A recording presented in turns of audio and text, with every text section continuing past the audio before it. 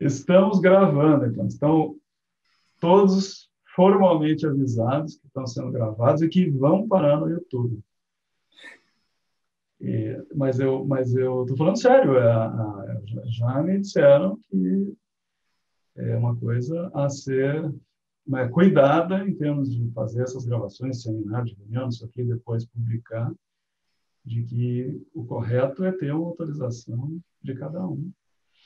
Então, nós estamos coletando aqui uma autorização tácita de cada um, que poderão ser colocados de público no YouTube. E quem não concordar, sai da discussão. Então, vamos lá. É mais fácil, né? Pois Então, vamos lá. Nós temos uma pergunta do Cauane, que a gente podia começar discutindo para aquecer os motores. Reclamações de que o horário de vencimento do negócio não ficou claro. Esse é um ponto fraco dessa plataforma. Quando tem um prazo, aparece o dia, mas não aparece a hora. Então, é uma coisa que o bom é sempre deixar no default lá para ser às 23h59 e deixar para o dia anterior da discussão, do que botar horário na metade do dia. Acho que o Cauane deve ter colocado para terminar o prazo a 1h hoje, mas aí não fica muito claro. Eu não sei se não deu problema por causa do fuso horário, na verdade. Eu botei 11h59 e eu não sei se o negócio não se perdeu por causa do fuso horário. Acho que estava 00:59. Exato. Viu? Por isso, ó. Então, eu botei 11h59 e aí ele pulou para 00:59 por causa do fuso horário. Mas... era meia-noite, não era 1h agora aqui antes da discussão. Era... Não. E aí fica lá aparecendo que o prazo é hoje, não ontem. Isso. Mas não se preocupem, se vocês mandaram as questões até agora, está tudo certo. Eu vou assumir a responsabilidade dessa. Eu quero, já antes de tudo, me desculpar pela postagem tardia da aula, mas a semana passada foi um inferno. E eu só consegui terminar de preparar tudo, gravar, editar, não sei o quê. Ontem, na hora que eu botei lá. Então, vamos lá. Bueno, então vamos começar pela pergunta, pode ser? Sim. Deixa eu abrir aqui a pergunta de novo para a gente relembrar o que a gente estava discutindo. Então, a pergunta falava o seguinte: um pesquisador está interessado em investigar como as características de um bairro podem influenciar sobre o peso corporal em quilos dos indivíduos. Para esse estudo, o pesquisador selecionou todos os bairros da cidade, aproximadamente 40 bairros, e coletou dados de 200 pessoas em cada bairro. Então, as perguntas eram as seguintes. Número 1. Qual o tipo de regressão multinível que deveria ser ajustado? Linear, logística ou Poisson? Será bem fácil. É que me ajudei. E uma justificativa, claro. A resposta é justificativa. Tá?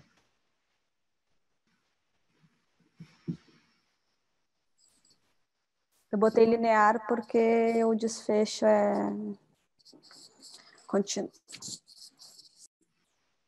Tá, então a mesma paralela de uma regressão normal, né, gente? Então, se o nosso desfecho é contínuo, claro, assumindo que ele tem distribuição simétrica, toda aquela história dos assumptions que a gente tem, o paralelo é o mesmo de uma regressão normal, tá?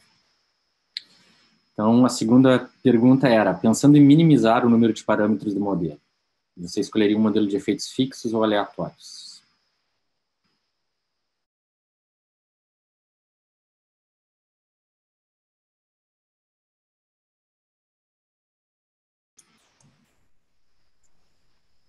É que aí a pergunta do pesquisador é sobre, parece, das... Estão passando a publicidade. Tá. Não sei se se escutou. a pergunta do pesquisador é sobre as variáveis do contexto, né? Ele quer saber a influência, a associação dessas variáveis no desfecho. Então, se eu tivesse que diminuir o número de parâmetros, eu ficaria só com os do nível 2, né, do contexto. É isso. Eu não sei se entendi a pergunta, na real, também. Ok, quer entrar na discussão aí. Qual tipo de modelo utiliza mais parâmetros? Os de efeito fixo ou efeito aleatório? O de efeito fixo, porque ele vai calcular, né, um parâmetro para cada um dos agrupamentos dos seus níveis superiores, enquanto que o efeito aleatório não vai ter esse parâmetro específico dentro da regressão, né? Então você não gasta tanto seus graus de liberdade. Perfeito. Pensando em um modelo que nem está descrito ali, que a gente tinha mais ou menos 40 bairros e 200 pessoas por bairro, quantos parâmetros seriam utilizados caso a gente ajustasse um modelo fixo?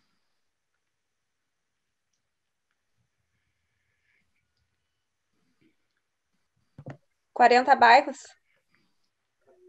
Isso. Quantos a gente teria? Quantos parâmetros a gente gastaria?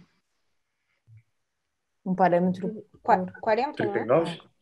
Não é 39? Ah, tem que diminuir do Isso grau aí. de liberdade, por causa disso. Isso aí. Tá. Então, a gente gastaria 39 parâmetros contra apenas um, né, do efeito aleatório. Tá? Nosso objetivo era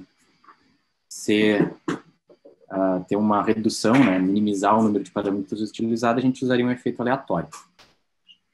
Beleza? Ficou entendido, gente? Alguma dúvida quanto a isso? Mas esse negócio de escolher efeito fixo ou efeito aleatório, ele é baseado no número de graus de liberdade que eu quero gastar? Ou na estrutura do meu dado, na pergunta de pesquisa? Não, é muito mais na pergunta de pesquisa, né, Bianca? Então, claro, se a gente está interessado em ver o efeito específico do bairro A contra o bairro B, né, aí a gente usaria um efeito fixo. Exato. É que parece uma justificativa fraca, assim, eu vou usar efeitos aleatórios só porque não quero gastar muito parâmetro. Assim. Claro, o meu exercício ali foi só para vocês terem uma noção do tipo, claro, essa não é, claro, isso tem que ficar claro, né? O gasto de parâmetros no modelo, ele não vai ser determinante no tipo de efeito que tu vai escolher para utilizar, né, no teu modelo multinível. Eu só coloquei assim para a gente ter essa discussão do tipo, qual a diferença entre parâmetros utilizados por um modelo e por outro, né? Mas a determinação do que a gente quer responder, na verdade, a nossa pergunta de pesquisa é muito mais determinante, talvez seja a característica principal, né, para a gente escolher entre um ou o outro, né? Mas eu coloquei ali especificamente a questão dos parâmetros para a gente ter essa discussão que a gente tinha brevemente conversado na semana passada, mas para a gente ter essa diferenciação do número de parâmetros que a gente vai gastar em modelo, né, utilizando um ou outro. Cauane, oi. Por mais que não seja, né, obviamente vai ser muito mais baseado na escolha da pergunta de pesquisa, essa questão da escolha também, o número de graus de liberdade pode acabar sendo proibitivo, né, para um modelo de efeito fixo. Dependendo do tamanho de amostra que eu tiver e o número de grupos que eu tenho, é aquilo, eu não vou escolher um ou outro, a escolha vai ser muito mais, só que eu posso ter uma situação em que eu tenho a minha amostra é tão pequena que eu nem posso pensar em fazer um efeito fixo, né? É isso aí, perfeito. E também começa a ficar muito complicada a interpretação, né? Então, tipo, pelo outro lado, se a gente tem, vamos dizer, 5.000 unidades de nível 2, em um modelo de 2 níveis, a gente teria 5.000 coeficientes dentro do nosso modelo. É inviável, né? Começa a complicar muito a interpretação daquele modelo. Então, também tem, claro, não é o determinante, né, principal, mas é uma coisa que tem que ser levada em consideração, com certeza. Mas tem uma outra coisa também que eu acho que está ligada com os dois aspectos, é que quando a gente quer fazer uma aplicação específica de grupos, raramente você tem muitos grupos, né? Quando você tem uma montanha de grupo, é porque, em geral, você está muito mais interessado em características desses grupos do que no grupo em si. É aquela coisa, se eu quero comparar os os 5 hospitais aqui de Pelotas é uma coisa. Agora, se eu quero trabalhar com todas as escolas da cidade, quer dizer, qual a pergunta que eu faria específica, né? Quer dizer, de que a escola é essa aqui, é diferente daquela ali, mas que escola que eu quero comparar? Né? Eu acho que o único exemplo que me vem na cabeça disso é quando uma vez a gente estava olhando os dados da coorte e uma das pessoas queria saber se quem estudava no Pelotense era melhor, né, tinha um desempenho melhor lá em determinada coisa, do que os outros. Mas aí eram, quer dizer, na verdade não eram, sei lá, quantas escolas tem em Pelotas, quer dizer, não eram 200 unidades, na verdade eram duas coisas, era uma comparação do Pelotense com o resto. Né? Então, né, tem essa lógica.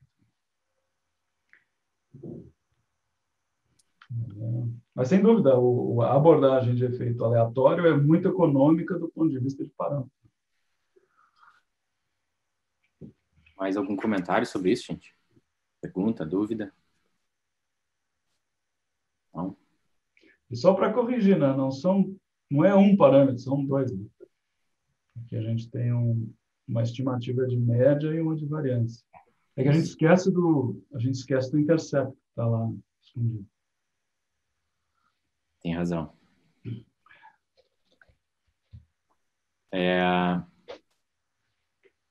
3, então, sobre os testes de significância estatística, qual o teste mais adequado? Seria o Valde ou a máxima verossimilhança?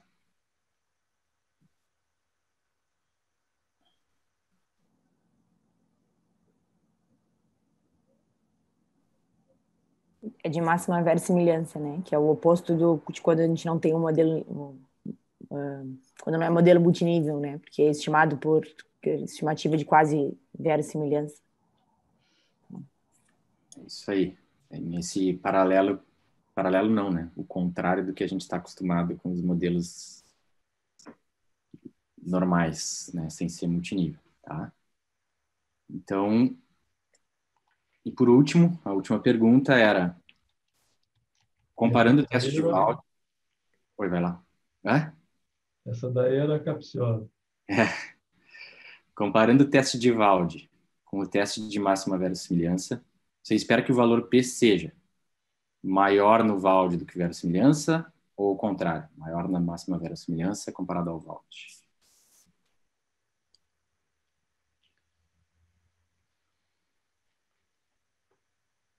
E aí? Quem é que arrisca? Um monte de gente já respondeu, todo mundo tá apto a responder aqui. O valor P do teste do Valde, ele tende a ser menor, né? E sendo altamente significativo quando tu compara o do teste de correção de verossimilhança.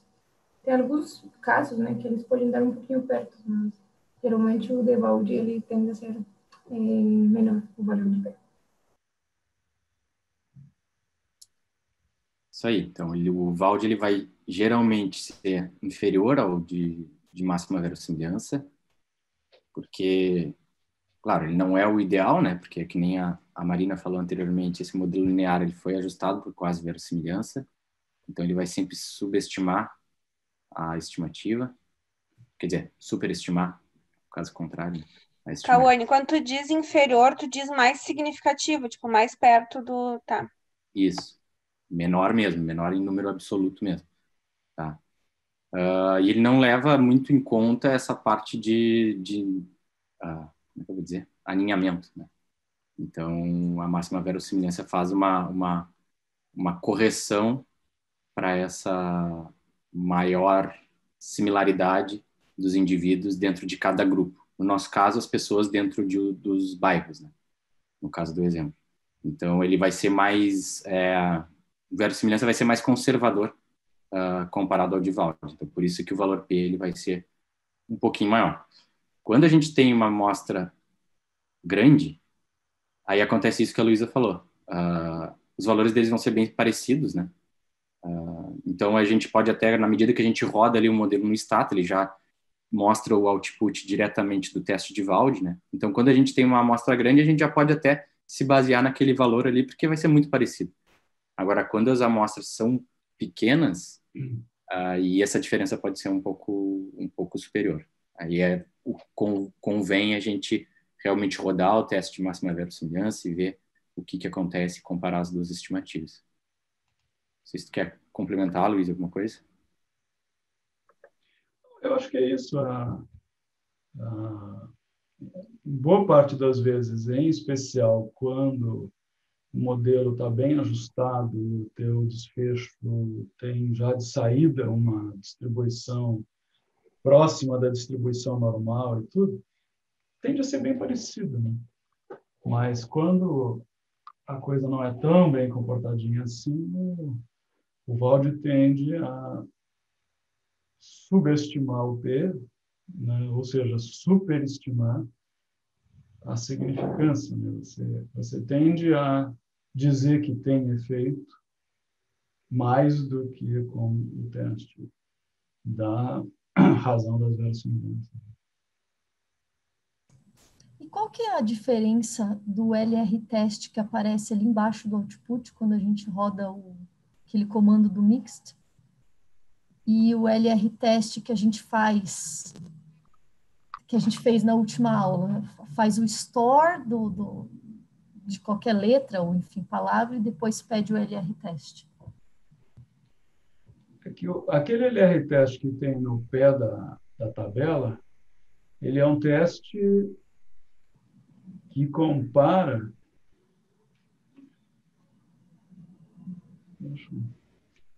É um teste que compara um modelo, vamos dizer, multinível, levando em conta que existe agrupamento, com um modelo que ignora os agrupamentos. Ele é praticamente um... Deixa eu saber,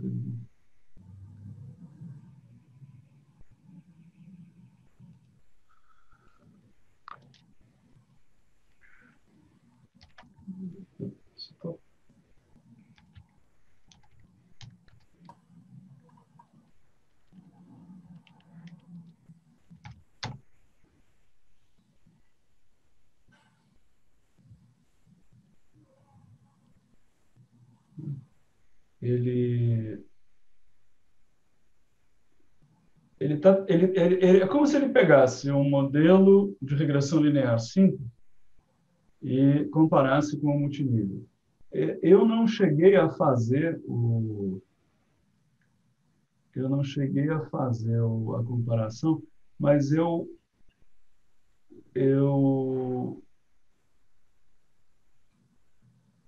tenho quase certeza de que equivale ao teste de você tirar o nível 2 e comparar o valor da máxima verossimilhança do modelo com a variância de nível 2 e sem a variância de nível 2. Porque a variância é um parâmetro igual, né? Em vez de eu fazer um teste de um parâmetro da parte fixa do modelo, eu faço um teste de um parâmetro da parte aleatória do modelo. Então, é basicamente um teste para ver se a variância de nível 2 é diferente de zero ou não, do ponto de vista de significância. Por isso que daí a interpretação, rejeitando a hipótese nula ali, com p-valor bem baixinho, é que usar o termo aleatório realmente é importante, relevante assim, para o modelo. Não, e vai ser... Toda vez que a gente tenha uma variância do nível 2 lá, um intervalo de confiança longe do zero, e que a gente tenha uma estimativa de correlação intraclasse relativamente grande, esse teste vai ser significante. Nesse banco que vocês têm, uma coisa que dá para fazer é pegar alguma característica que não tenha nada a ver com uma estrutura de creche e coisa, e montar um modelo com um desfecho que seja outra coisa, tipo a idade da criança. Provavelmente você vai ter um modelo em que esse teste aí não vai dar significativo, porque não deve ter, quer dizer, nenhum efeito importante do agrupamento nas creches em relação à idade, por exemplo. A não ser, claro, que de repente tem alguma creche, alguma coisa que não aceita criança muito nova, né? Isso tinha, na verdade, algumas das creches, especialmente as creches filantrópicas, que só aceitavam criança no berçário a partir de 4, 6 meses. Enquanto que as creches da prefeitura, como estavam lá numa lógica realmente de atender aquela mãe que trabalhava, que precisava voltar para o trabalho e tudo, aceitava criança menor. Né? Esse estudo é um estudo meio pré, né? Essa lei da licença maternidade, que a gente espera que hoje, pelo menos quem tem, né, essas mulheres com um emprego formal, tenha a oportunidade de passar aí 4, 6 meses em licença. Né? Embora, quer dizer, essa mulher que usava na época a creche da prefeitura era em larga parte empregada doméstica, né?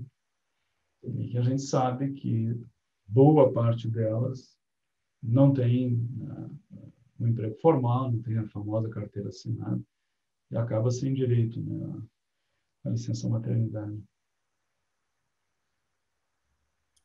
Sobre o LR-teste, Bianca, é sempre um modelo alinhado no outro, né?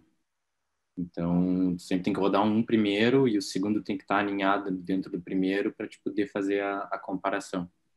Se forem modelos diferentes, aí o Stata vai te gerar um erro e vai te dizer exatamente isso, que um modelo não está alinhado dentro do outro e aí não vai dar nenhuma estimativa, né?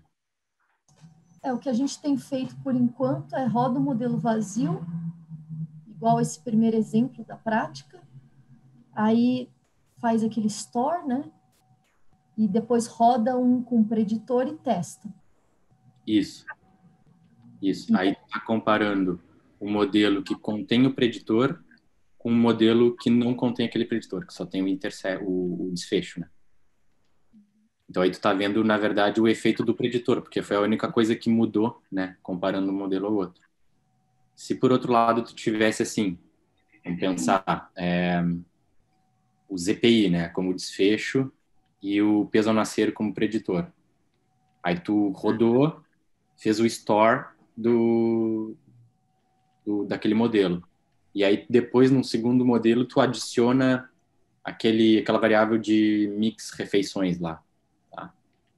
Aí imagina que tu compara o LR-teste entre esse segundo modelo e o primeiro.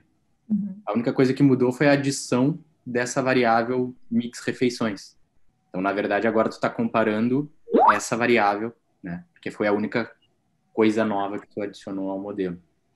Então, é sempre assim, essa é a lógica daquele comando do LR-teste. Eu fiz aqui um modelo ridículo, que não tem nada a ver para testar, mas é isso mesmo. O que ele mostra naquele teste lá é o modelo com a variância de nível 2 e compara a log verossimilhança do modelo com aquela variância de nível 2 com o modelo sem a variância de nível 2. Então, é um teste pi quadrado com 1 grau de liberdade e que ele apresenta ali, ou seja, se eu tirar a variância do nível 2, né, aquele parâmetro é significativo ou não, ou seja, faz diferença para esse ajuste ou não. É isso que ele está fazendo. Eu fiz aqui na mão e dá exatamente o mesmo valor do teste da razão de verossimilhança.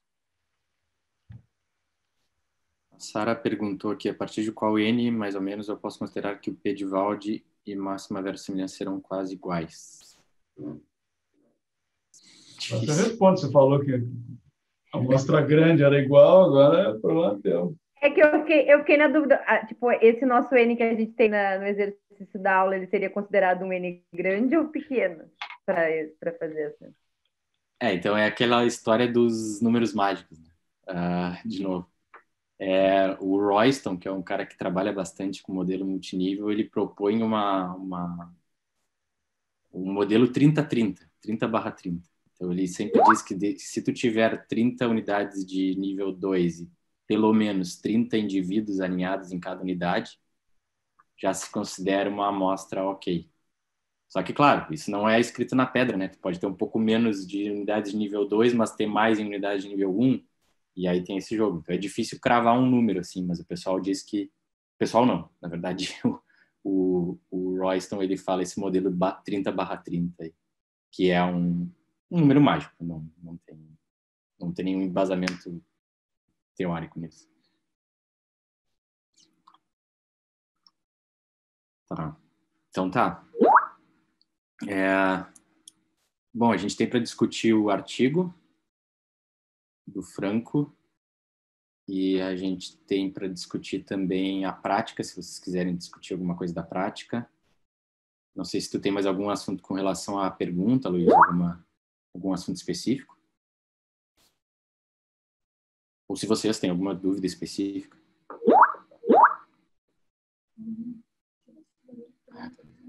Difícil. Tem alguém me juntando aqui no Skype. Peraí. Deu. Não? Leram o artigo do Franco? Sim. Sim. A gente olhando de canto de olho aqui. Sim? Tá.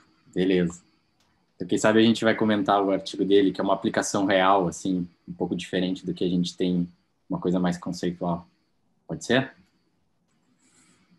Então tá.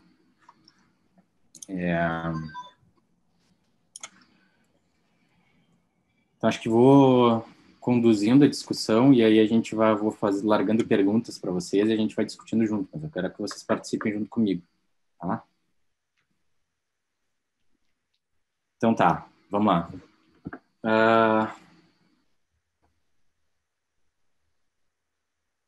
Então, o título do artigo, Neighborhood Characteristics and Availability of Healthy Foods in Baltimore. Tá?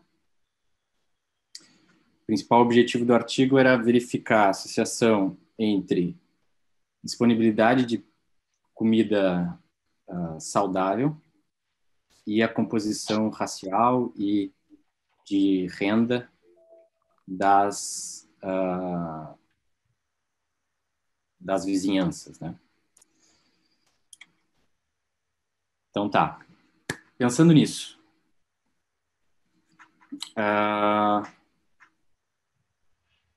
como é que ele mediu a variável desfecho? Ou seja, a comida saudável. Deixa eu fazer uma pergunta antes.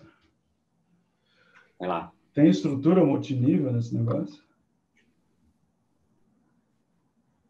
Na primeira lida, eu fiquei pensando onde está o multinível, né? Isso aqui é, sei lá, ecológico. Aí depois eu reli e aí vi que tem uma análise que é multinível. Que é multinível. Que é onde ele define as lojas no nível 1 e os bairros no nível 2. Não, a pergunta é bem por aí mesmo, porque eu estava, né, repassando o olho nesse paper e a primeira impressão que você tem é isso, porque eles começam a descrever um negócio numa lógica muito ecológica, né? De uma coisa de olhar, quer dizer, os bairros com maior ou menor disponibilidade em relação a características dos próprios bairros. Quer dizer, se você trabalhar, quer dizer, com a disponibilidade de alimentos em nível de bairro, você acaba numa análise que é basicamente ecológica e não tem multinível nenhum, né? Mas realmente tem uma parte que é por aí. Então, vamos lá. Então tá.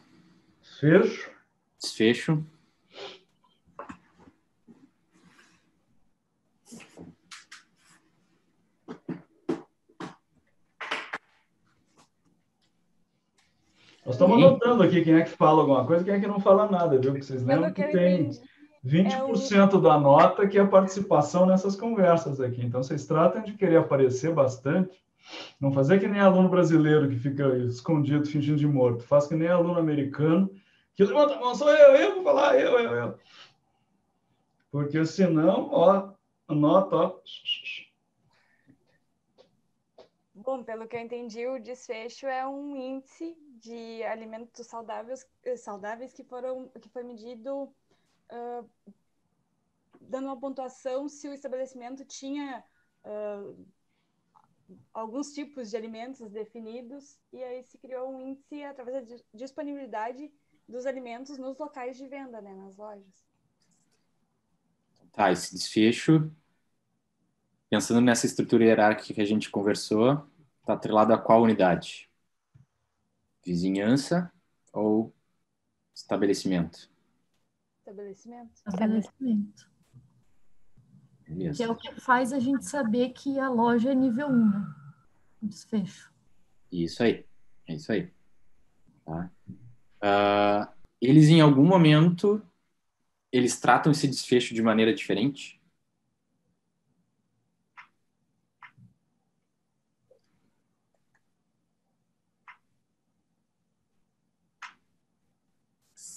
Sem ser uma variável de nível 1?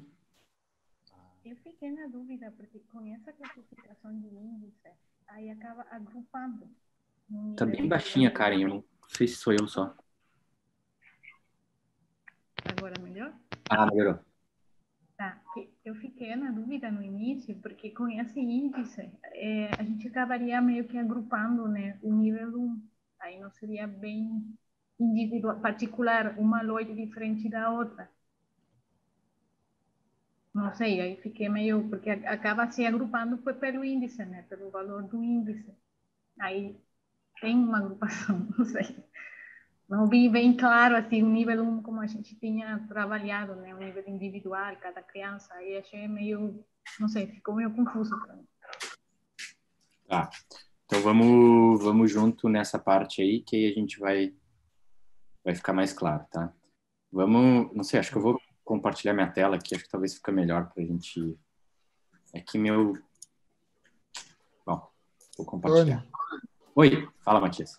É que essa pergunta que tu fez, o que me chama a atenção, né? Parece que eles fizeram dois tipos de análise, um ecológica e outro a nível, como multinível. Mas, segundo a pergunta que tu fez, eu acho que eles trataram o desfecho, né? Eles calcularam o score, né? Para a nível de vizinhança, a média, ele calcularam, como chama? A média de score segundo, por exemplo, se num bairro se tem 2 lojas, né? Ele calcula a média desse score por cada vizinhança assim. Não sei por que seria assim, se deveria ser a nível individual, que seria cada loja. É isso aí, Matias. Não sei se estou fazendo me entender. Não, era isso aí que eu queria saber mesmo. Então, ele tem... O desfecho principal, né, é a nível de loja, né, estabelecimento, que é o nosso nível 1, pensando nesse modelo hierárquico que a gente conversou anteriormente. E aí, que nem o Matias falou, o que eles fizeram? Eles pegaram esse desfecho individual e uma outra análise, o que eles fizeram? Calcularam a média desse score para cada vizinhança. Tá? Vizinhança é um identificador de qual unidade no nosso modelo multinível inicial? De qual nível? Nível 2. Nível 2, né? Nível 2. Então, essa variável, média de score saudável, é uma variável, quando ela é, né, uma média por vizinhança, ela é uma variável integral ou agrupada? Agrupada, né? Agrupada. Então, a gente pegou uma variável que era individual ou até mesmo integral de nível 1, certo? E aí a gente agrupou ela como uma média da vizinhança, né? A gente não, ele, né? É a lógica daquele exemplo que tu deu na aula do transformar o peso, a altura das crianças em média das escolas. Tipo, se tu fizesse o cálculo. Não foi em aula, acho que foi no YouTube, não lembro agora. Mas que fazia a média das crianças para cada escola, tinha uma média. Isso, tu estava trancando, mas eu acho que eu entendi. Era exatamente, era aquilo ali, era a média de altura, vamos dizer, por escola. Então, o que eles fizeram aqui foi a média de alimento saudável por vizinhança. Então, eles calcularam uma variável agrupada, né, com base em uma variável que era de nível 1 e agora passou a ser uma variável de nível 2. E como o desfecho agora é de nível 2 e a exposição é de nível 2, justificaria a gente ter uma análise multinível? Não. Não, né? E aí eles... Mas aí, deixa eu aproveitar, eu acho que, porque esse é um negócio que é super interessante, né? Esse é um trabalho que eles fazem, né, essas duas abordagens. Uma análise ecológica, usando a média do score de comida saudável, e a gente depois pode até discutir um pouquinho, né, como lá em 2008 se via comida saudável e como é que a gente hoje entende comida saudável, 12 anos depois. Quer dizer, eu posso olhar a média da disponibilidade com relação a algumas características dos bairros, eu estou fazendo uma análise ecológica. E, ao mesmo tempo, eu posso pegar e fazer uma análise multinível em que eu uso, quer dizer, o score de disponibilidade de comida saudável por loja, né? E uso as características dos bairros em termos de ser rico ou pobre, de ser maioria, né, de brancos ou de pretos, etc. e tal, né? Se é centro, se é periferia, e fazer uma análise multinível disso. Eu queria saber, o que é a vantagem, o que é a desvantagem de fazer uma ou outra análise? O que eu ganho fazendo multinível, ou o que eu ganho fazendo uma análise ecológica, enfim.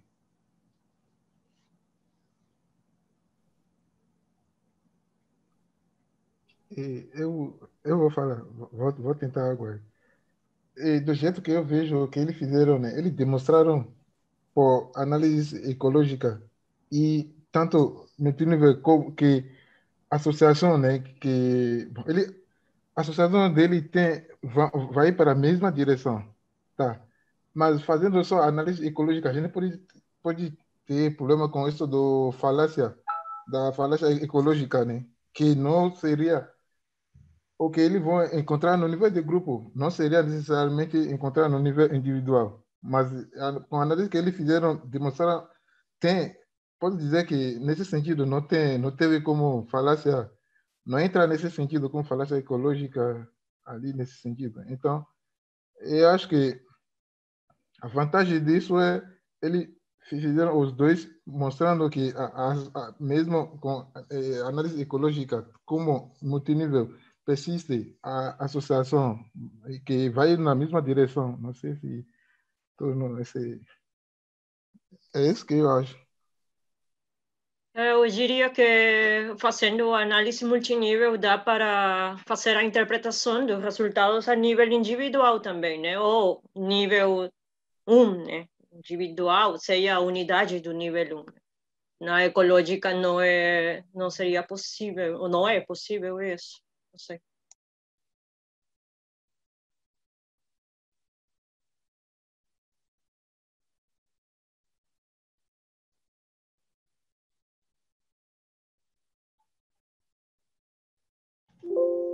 Quem mais?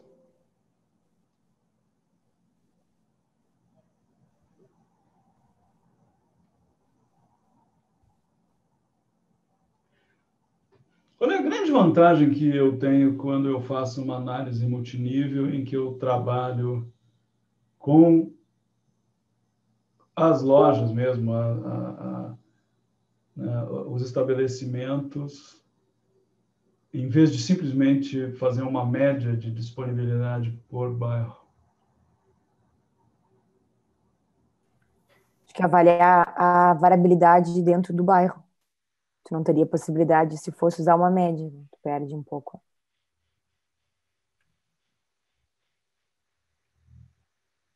E o que mais que vem junto com essa variabilidade dentro de bairro? Consegue ver o efeito de, por exemplo, da variável do nível 1 e controlar também, ajustar para características desse nível. E junto com características do nível superior, uma pela outra, né? Pois é, isso aí para mim é o grande lance, né, desse tipo de análise, porque eu consigo levar em conta que, quer dizer, um estabelecimento é um supermercado e outro é uma fruteirinha pequenininha, né? Uma é o Whole Foods, para quem já foi lá para os Estados Unidos e entrou no supermercado. O Whole Foods é uma cadeia de supermercado, que, aliás, foi a Amazon que comprou, né? E, o Google e a Amazon vão ficar donos do planeta logo, logo. Mas foi uma cadeia de supermercado que, na verdade, começou com alguns supermercados, acho, em Nova York, depois expandiu, que era um supermercado que chamava Whole Foods, exatamente porque tinha um foco em comidas orgânicas, integrais, naturais, vamos lá.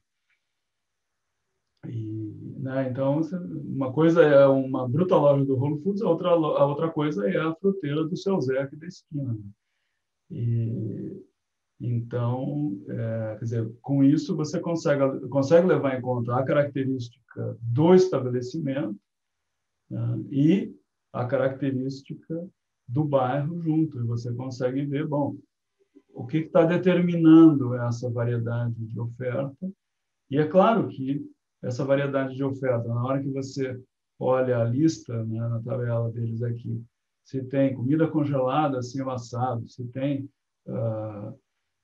pão integral, se tem cereal né, com pouco açúcar e tal, é uma coisa muito mais, pelo menos para nós aqui no contexto brasileiro, né, muito mais característica de um supermercado do que de uma fruteira, né? Boa parte das fruteiras não tem praticamente nada de alimento industrializado, tem fruta e verdura. E ovo, se vocês considerarem que o ovo é um alimento industrializado pela galinha. Então, eu acho que nesse sentido, né, quer dizer, você ganha uma capacidade de entendimento do processo muito maior, porque você leva em conta essa característica do indivíduo, que no caso é o estabelecimento comercial.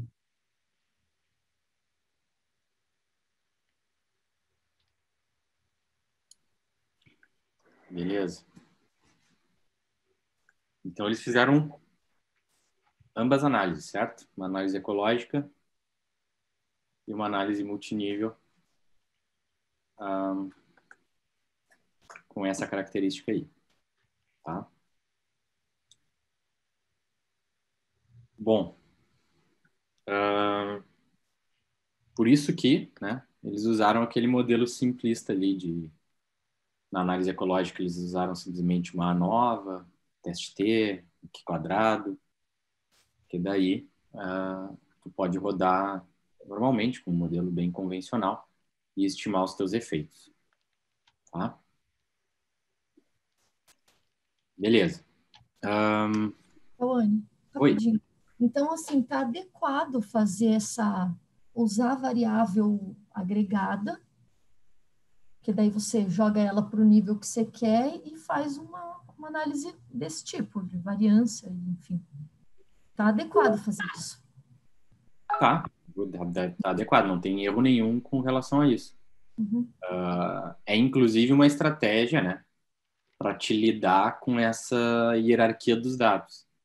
Então, claro, não é a melhor estratégia, a gente não pode chamar de melhor estratégia, porque aí a gente fica limitado, né, com relação à inferência. Então, por exemplo, que nem a gente comentou agora, a gente não consegue ajustar para variáveis de diferentes níveis, a gente acaba perdendo um pouco de variabilidade, porque a gente agrupou, né, uma variável de nível 1 em uma unidade de nível 2.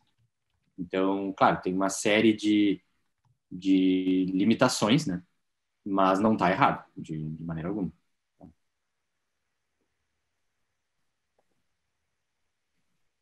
Beleza, então vamos lá para... Não sei se a gente acha válido a gente discutir a análise ecológica. Eu acho, Luiz.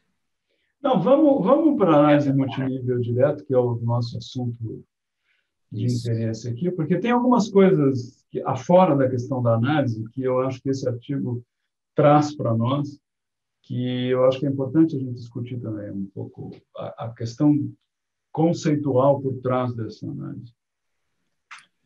Então vamos lá para a tabela 4, acho que é mais fácil da gente visualizar. Isso. Olhando para a tabela 4.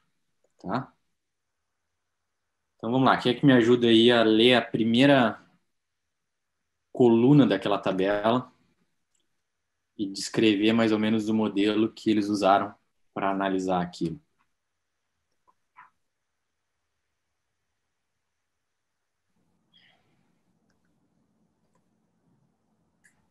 Só a primeira coluna.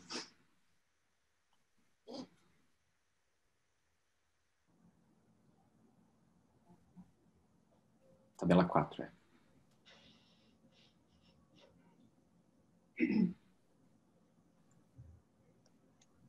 Qual era a pergunta, Cauane? Desculpa. Pode repetir.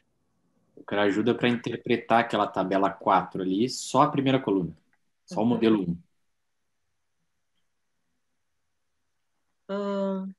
Me dizer mais ou menos qual é o modelo que eles usaram, qual era o preditor, qual é o desfecho.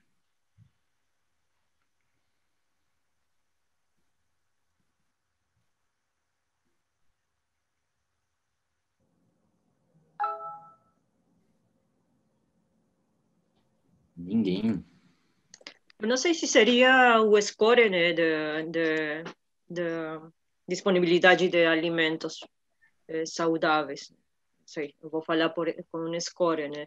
Mas nesse modelo apenas seria tipo uma análise bivariada apenas para ver, nem isso, né, na real.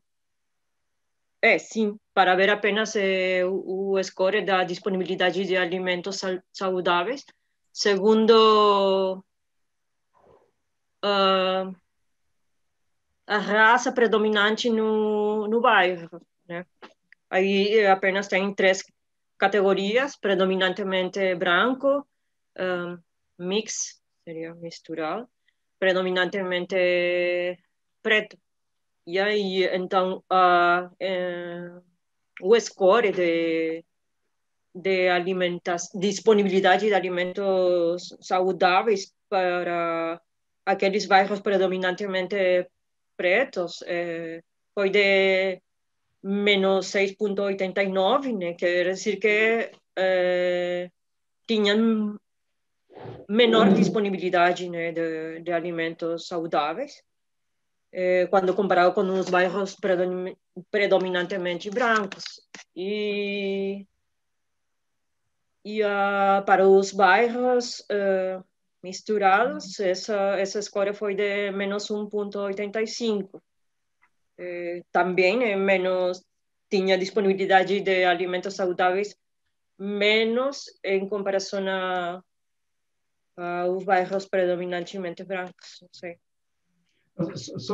Só para deixar bem claro, né? Quer dizer, o que a gente tem aí na tabela é a diferença do score, né, do bairro misto e do bairro predominante preto com relação ao predominante branco, né?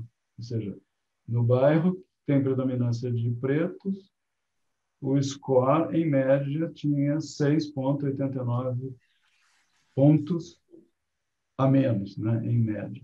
Só, assim, isso aí é um score, é uma regressão linear. Então, a gente tem uma média, uma diferença entre as médias, né?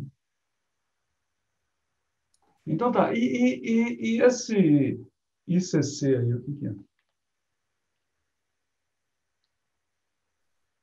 Seria correlação. Coeficiente intraclasse?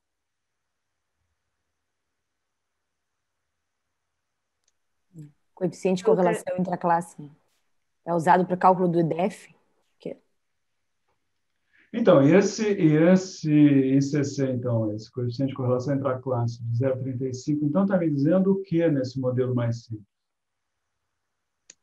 Eu não soube realmente interpretar isso, professor. Eu realmente não soube. Não é a variância que é devido ao bairro? O nível 2, isso. A variabilidade é maior ali nos 0,35 em relação aos outros.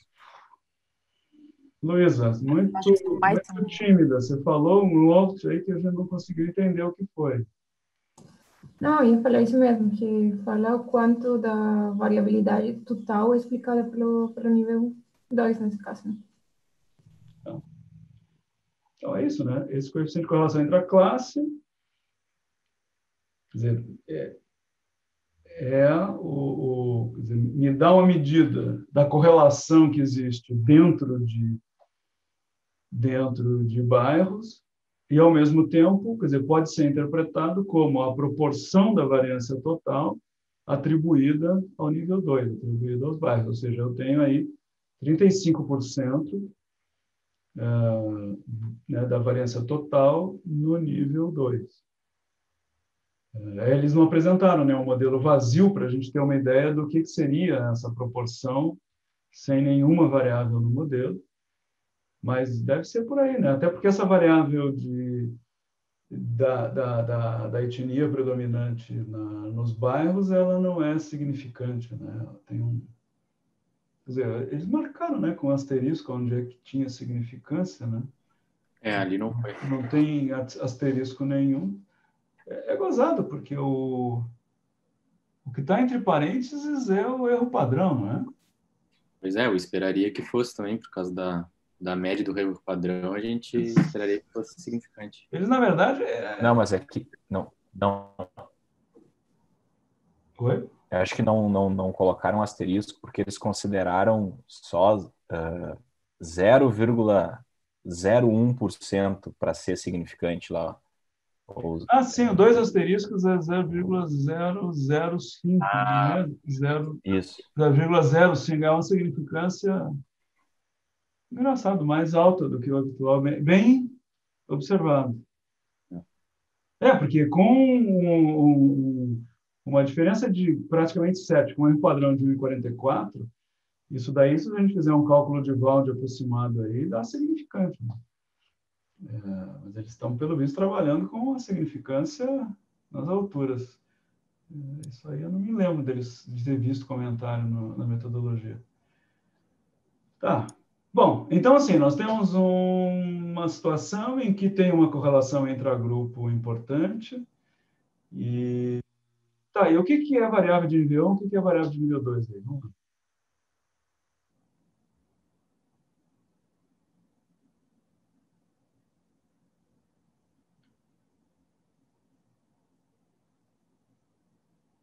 Acho que o tipo de estabelecimento é nível 1. Também tem aquela outra coisa de como é que foi classificado, né? Que, né, no caso é mesmo, se tem... se é grocery ou supermercado, conveniência. E a raça também, né? Acho que a raça é nível 2, né? Mas não é a média no... é do bairro, né? Não é da loja. Dominantemente. Isso. Não, e mesmo que não fosse eu que estou me confundindo. Não vai ser da loja, né? Sim, isso daí quer dizer, não tem indivíduo gente nessa análise, né?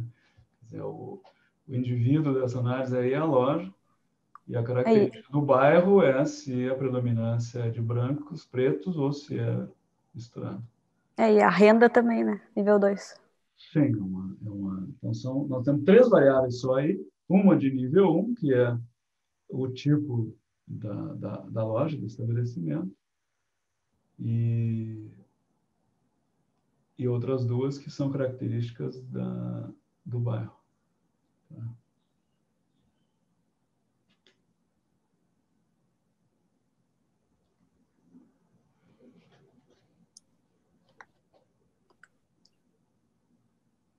Então, vamos adiante.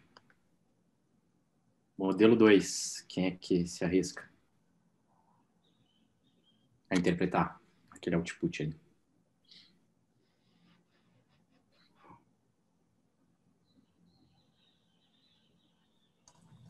Bom, acho que é a mesma coisa, o mesmo raciocínio do modelo 1, né?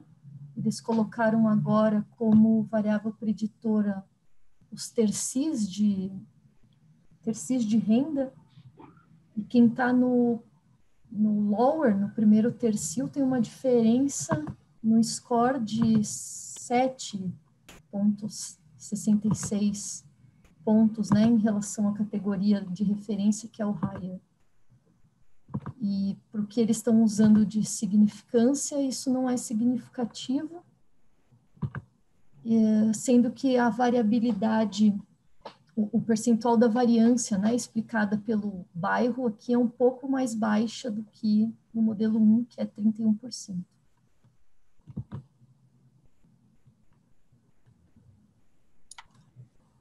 Beleza. Modelo 3.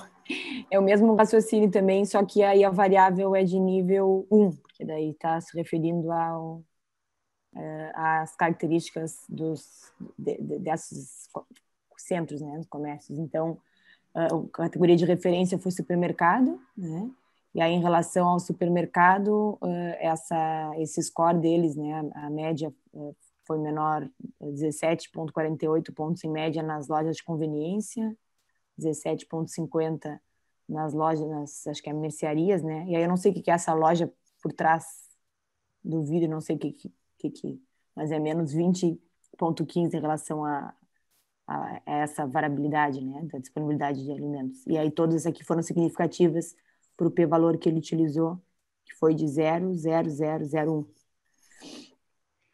Ou seja, até agora, quem manda mesmo no score de disponibilidade é o quê? Que a questão do supermercado é muito melhor do que os outros, né? A loja atrás do vidro é loja que fica com atrás de vidro blindado. Tu não tem acesso ao alimento, as pessoas compram através daquela coisinha, daquela janelinha, sabe? Tipo farmácia 24 horas, quando a gente vai comprar no meio da noite, a gente tem que chegar na janelinha ali e pedir o que a gente quer, é tipo a mesma coisa. É isso. Fazem a atenção só pela janelinha aquela? Isso, Em qualquer momento do dia? Eu não sabia. É que nem farmácia aqui, que fica a grade trancada, você chega ali, bate na grade... Isso. E te vendem um remédio já vi, pela já, grade. de noite. Lembrando que esse tipo de loja só tem em bairros com predominância... preta. Né? Tá lá na tabelinha da amostra. Sim. Então, aí é que eu acho que a coisa, por exemplo, da vantagem, da importância desse tipo de análise fica muito claro, porque o que está claro até agora? Que a grande diferença na disponibilidade desse alimento saudável, como definido aí, é em função do tipo de loja. Quer dizer, o supermercado é de longe melhor e o resto é muito pior, até porque o índice envolve uma série de alimentos industrializados que podem não estar disponíveis nessas grocery stores, né? Que são tipo umas fruteiras, tendem a ser nos Estados Unidos umas lojas dizer, um pouco mais completas, que têm algum tipo de alimento industrializado, processado, mas muitas vezes são lojas que vendem só fruta e verdura, né? Então, não vão ter disponíveis algumas daquelas coisas. E quando você olha bairro rico e bairro pobre, o que vai acontecer e o que fica claro aí, né, olhando essa distribuição da amostra? Que predomina no bairro rico que tipo de loja? Saudáveis. Supermarket. O supermercado, né? Quer dizer, no bairro rico tem muito mais supermercado e o supermercado é de longe melhor de oferecer o alimento que eles estão chamando aí de saudável. Professor, deixa eu só fazer uma pergunta ali da anterior. Então, deixa eu só terminar o raciocínio. Então, se eu não levo em conta isso, a distribuição do tipo de estabelecimento pelos bairros ricos, pobres, então, o que vai acontecer? Evidentemente que o bairro rico vai estar de cara melhor, porque tem mais supermercado, né? Então, quer dizer, você conseguir controlar pela distribuição do tipo de loja nos diferentes grupos é super importante para você poder fazer algum tipo de avaliação e inferência sobre a disponibilidade no bairro de acordo com a característica do bairro. Então, vai. E da pergunta da Marina, só para evidenciar o tamanho do efeito, né, gente? Porque esse score vai até 27. Então, a diferença de 20 é um absurdo. Vai lá, Marina. A minha pergunta é em relação ali ao modelo 3 ainda, que tem o coeficiente de correlação intraclasse de 0,11, né? Eu não sei se eu entendi direito, mas seria o percentual de variabilidade que é atribuída aos bairros, né? Então, que seria nível 1. Ah, tá certo, aí cai a variabilidade porque eu usei uma variável que fala desse nível, é isso? Não, mas é que eu penso ao contrário, porque eu fiquei um pouco confusa, eu estava esperando que fosse aumentar ali, não diminuir, mas não sei se eu entendi.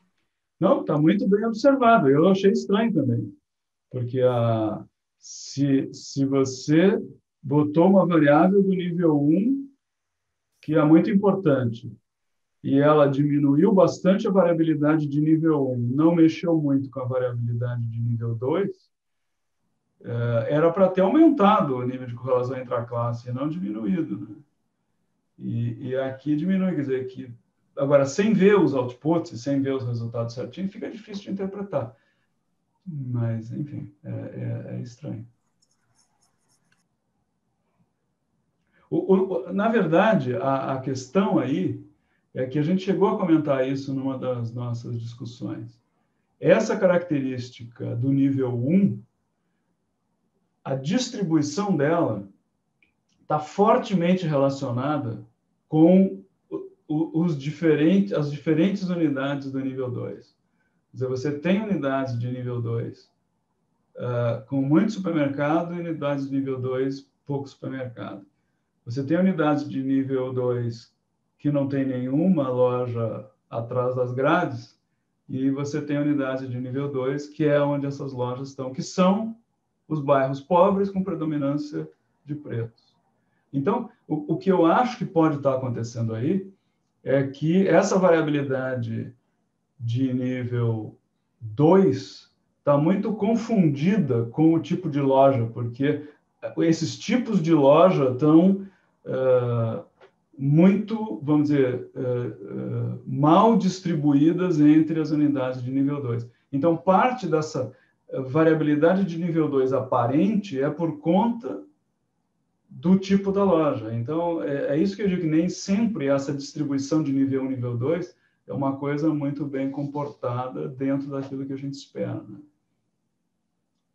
Então, quando a gente pega, por exemplo, aquele nosso exemplo, né, clássico, que vocês vão sair daqui especialistas em creche, e olha, peso ao nascer e renda da criança, a gente não espera que a renda e o peso ao nascer das crianças nessas creches, que são todas creches, ou são todas creches gratuitas, ou da prefeitura ou filantrópicas. Você não espera que a distribuição, quer dizer, que numa creche tenha muita criança rica e na outra creche muita criança pobre.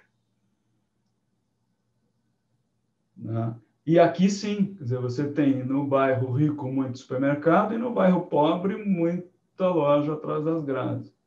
Então, nesse sentido é que eu acho que, quer dizer, existe uma mistura de variabilidade de nível 2 com nível 1, porque essa variabilidade de nível 2 está fortemente explicada pelo tipo de loja, que você vê que, né, cai a correlação entre a classe na hora que entra uma variável de nível 1.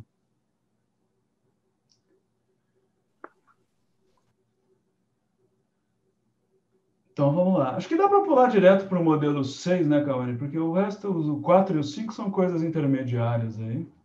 Acho que sim. Vamos lá, então. Nível não. Modelo 6. Antes de entrar nisso, eu só queria perguntar uma coisa em relação ao artigo, assim, não seria nem tanto multinível, mas, claro, é um pouco afetado pela discussão, mas na minha cabeça, assim, ficaria lógico que o supermercado ia estar na frente, porque ele disponibiliza tudo, né? Mas não quer dizer, tipo, não sei se eu vou me explicar direito, mas não quer dizer que o supermercado vai ser o melhor local para disponibilidade de alimentos saudáveis, porque ele tem tudo, ele tem tanto os saudáveis quanto os não saudáveis, né? Mas, Rafa, vamos deixar para discutir essa questão conceitual depois da tabela. Isso aí eu acho que é uma discussão importante, e eu acho que nós temos que ter muito claro na coisa desse artigo. Eu também fiquei confundida com esse ali, por isso eu cheguei a pensar em algum momento que eles estavam avaliando frequência de tipo de loja, mais que a pontuação entre elas. Porque a classificação já está feita, eles fizeram uma pontuação e já tem 4 tipos de loja, então não entendi bem essa... Para mim fica meio enredado ainda, entender bem o parâmetro do nível 1, porque, na verdade, eles estão avaliando a frequência do tipo de loja por bairro. Não sei, isso porque eu ainda não entendi direito Mas nós vamos chegar aí. os modelos. O que o modelo 6 está nos dizendo? Na hora que a gente olha lá os coeficientes e tal, o que esse modelo 6 está nos dizendo? Na hora que eu botei junto característica do nível 1, que é o tipo da loja, e característica do nível 2, riqueza e predominância étnica ou predominância de cor da pele. Eu não gosto do termo raça quando a gente discute coisas que são, na verdade, etnia ou cor da pele, e eu acho complicado isso. Eu acho que a gente pensar em raça do ponto de vista de gente, tem uma raça que é a raça humana. E aí a gente tem gente que é branca, que é preta, que é amarela, que tem olho puxado, que tem cara redonda, cara comprida. É uma coisa muito fenotípica que não tem nada a ver com raça propriamente dita. Do ponto de vista do que se entende como raça, do ponto de vista biológico e genético, né? Isso aqui eu quero. Então, vamos lá. Como é que a gente interpreta isso? Na hora que eu botei as 3 variáveis juntas, o que aconteceu com os coeficientes dessas variáveis? Eu acho que algumas coisas interessantes assim, de se olhar, né? Primeiro, foi onde a gente encontrou os coeficientes que são significativos de acordo com os critérios que eles apresentaram, né? E, na sua grande maioria ali, foram os coeficientes relacionados às variáveis de nível 1.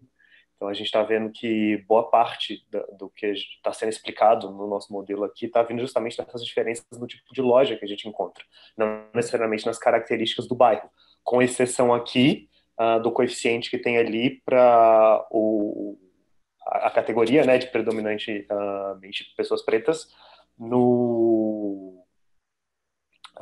na característica de bairro, né? Então, basicamente, a gente observa uma redução no score, e o que para mim foi uma coisa que chamou bastante atenção, né, quando a gente compara o modelo 3 com o modelo 6. Então, foi o modelo em que eu tinha, né, no modelo 3, apenas as características do tipo de loja, e depois quando a gente colocou algumas características do bairro, que a gente viu que os coeficientes mudaram muito pouco, né?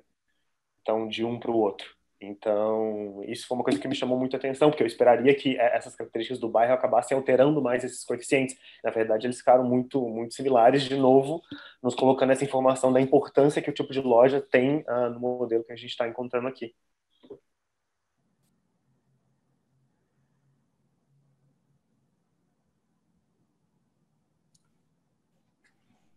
Então, eu acho que isso é uma coisa, né, que a gente vê. Os coeficientes do tipo de loja mudam muito pouco. Os coeficientes dos indicadores de riqueza do bairro diminuem muito e perdem totalmente a significância, inclusive, se a gente for calcular no nosso nível normal de 5%, provavelmente eles não são significantes, porque o erro padrão é maior do que a metade do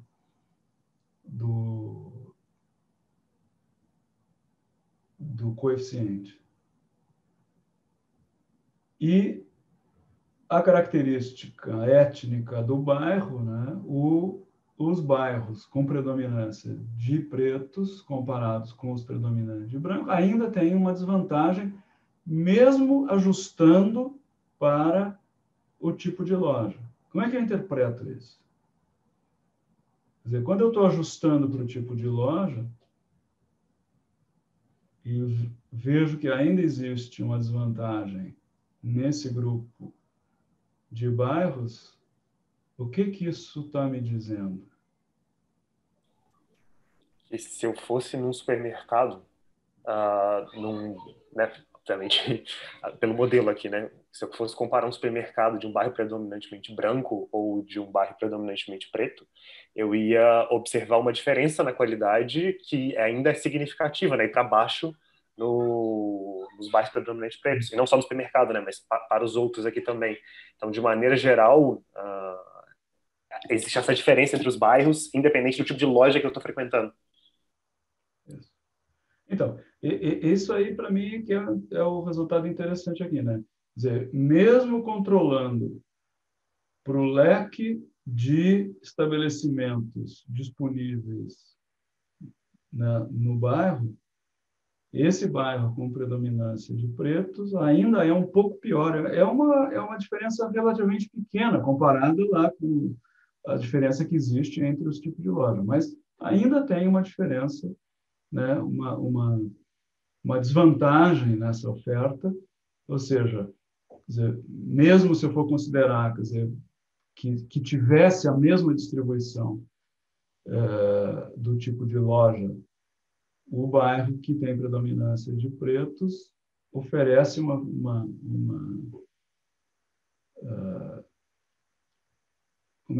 variedade, uma quantidade de alimento considerado saudável menor, né? E aí é que vem a coisa, quer dizer, os dois lados dessa análise, quer dizer, a multinível e a ecológica. Na hora que eu faço a análise ecológica, eu estou desconsiderando essa distribuição dos tipos de loja. E vai aparecer o quê? Uma desvantagem enorme nos bairros pobres e nos bairros onde tem predominância de pretos. Por quê? Porque esses bairros têm muito menos supermercado. Então, eu estou vendo, na verdade, né, aquela coisa que a gente falou lá na primeira aula. Eu estou misturando, eu estou confundindo o efeito individual com o efeito contextual. Então, eu estou botando tudo junto no mesmo saco, o efeito, o fato, né, de que no bairro pobre, com predominância de pretos, não só tem uma oferta menor de alimento saudável, mas tem uma oferta menor de estabelecimento que vende alimento saudável. Então, as duas coisas estão juntas aí, né? E você tem essa coisa que vai estar tudo misturado, você não tem como separar. Nessa análise aqui, eu estou vendo, olha, o efeito da loja é tal, o efeito do bairro é tal. Só que, é claro, eu não posso esquecer que no bairro pobre ou no bairro com predominância de pretos, tem muito menos da loja que é melhor. Né? Então, quer dizer, a gente não pode também ser cego, né? E dizer, você está vendo? Olha, essa coisa de morar num bairro com predominância de pretos tem uma desvantagem, mas é muito pequena. Não. Essa desvantagem desse bairro é composta, quer dizer, pelo efeito, né, da característica do bairro e pelo efeito do tipo de loja, que naquele tipo de bairro tem menos supermercado que outro. Enfim, eu acho que, né, fica, acho que bem claro nesse exemplo, como um exemplo bacana, para ver, né, bem a diferença das abordagens e o que a gente vai conseguir, quer dizer, separar de efeito contextual e de efeito individual. Uma coisa que eu queria ressaltar aqui é, olha como é bom a gente ter acesso a uma tabela como essa, né? Um modelo que vai sendo construído passo a passo, a gente consegue ver o que acontece quando a gente bota uma variável de nível 2, depois outra, individual, aí depois bota uma de nível 1, aí a gente começa a misturar uma com a outra. Então, tipo, é todo o passo a passo de análise que a gente espera que vocês vão explorando quando forem fazer uma análise multinível, né?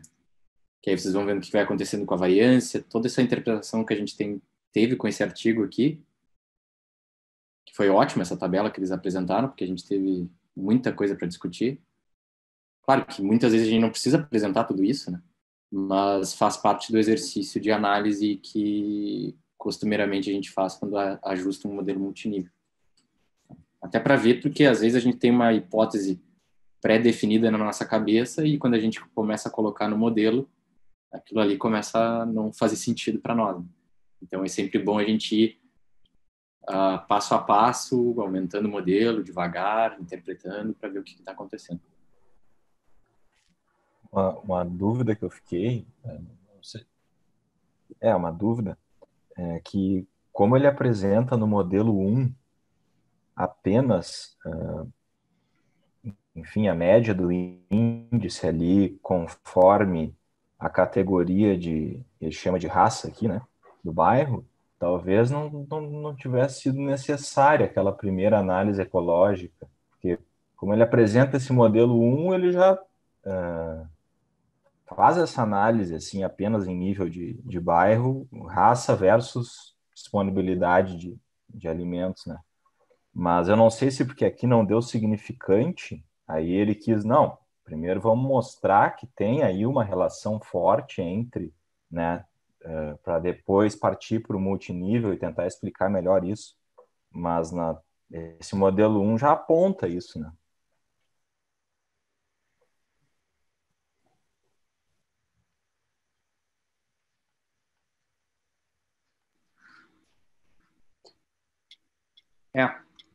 Eu concordo contigo. Na verdade, a abordagem multinível, ela já daria conta, né? Seria suficiente, né? Realmente. Seria Até pouparia espaço no artigo. Isso, Mas, e até mesmo dessa forma, né, gente? Eles começaram com uma análise bem simplista. Então, eles agregaram aquela variável em nível 2 e fizeram uma análise bem ecológica e bem simplista. E aí eles foram refinando a análise. Eu acho bem bom esse artigo porque é justamente isso. Eles partem de uma abordagem bem fácil, assim, que todo mundo tem acesso, todo mundo sabe interpretar, que é agregar uma variável, simplesmente.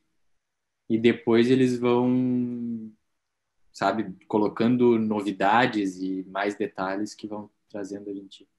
Mas acho até que justamente isso que é legal, assim, de terem feito essa análise mais simples, que eu acho que talvez chame mais atenção, talvez, não sei, é mais simples realmente, chama atenção, e aí a partir daquilo ali eles vão dissecando com uma análise mais estruturada, né? Talvez tenha gente que tenha passado batido, olha uma análise multinível, se assusta, sai correndo e perde, não sei, eu acho que talvez seja mais fácil até de divulgar, assim, em outros locais, fora da literatura científica, assim, né?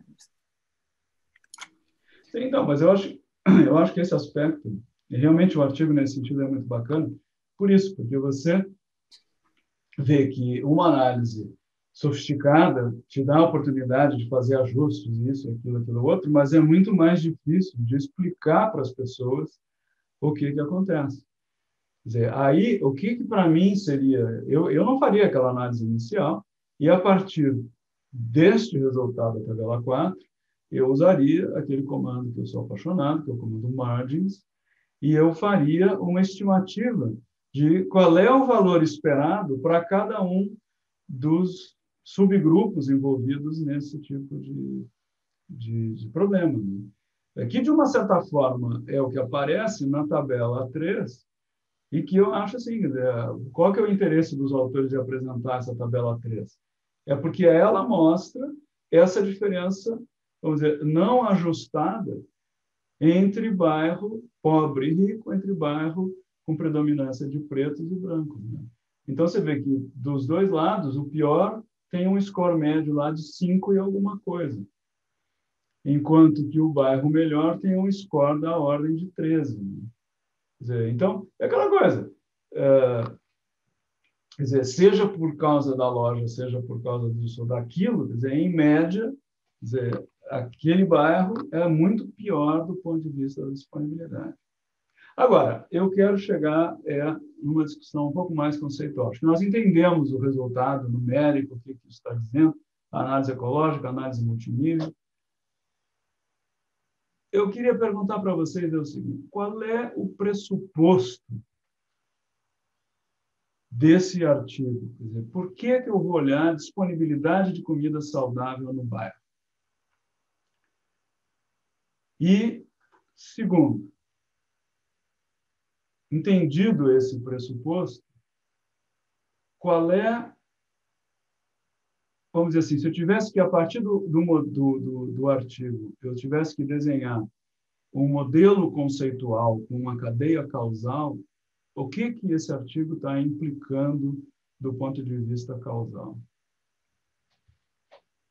Então, primeiro, qual é o pressuposto básico desse negócio?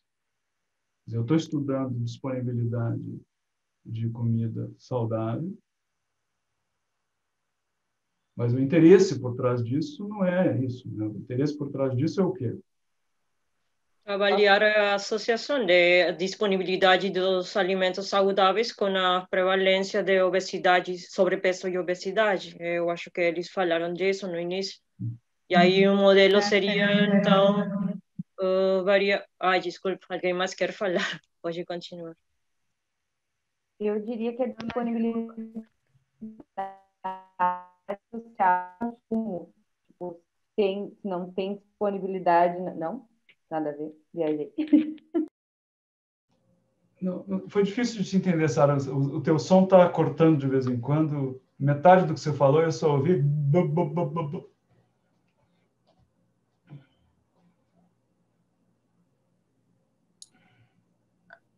Agora tu tá no mudo, Sara. Se tu tá tentando falar.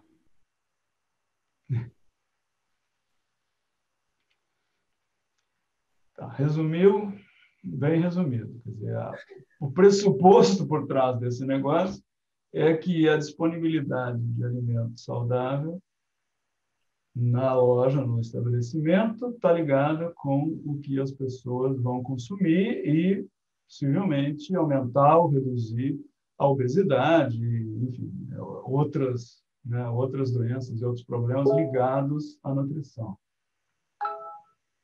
Então, tá, quer dizer, esse é o primeiro pressuposto. E se a gente fosse agora pensar na análise que foi feita, quer dizer, qual é a cadeia causal que está embutida nesse negócio?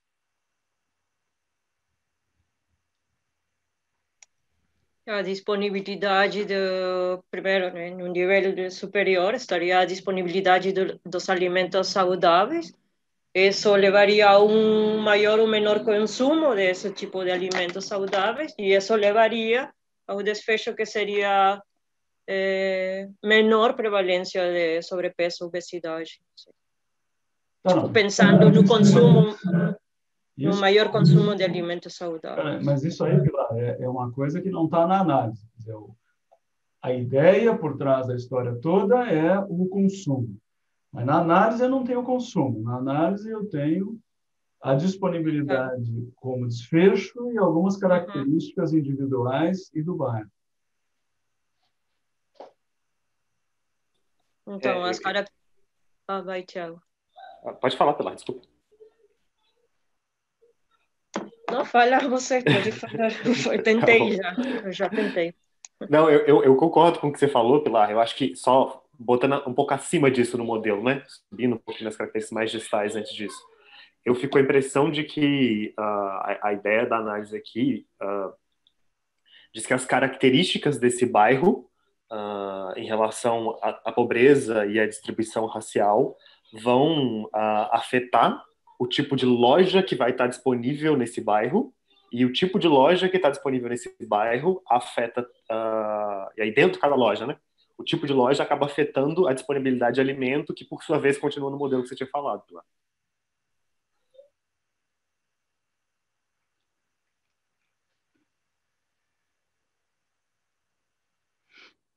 Alguma ideia diferente disso?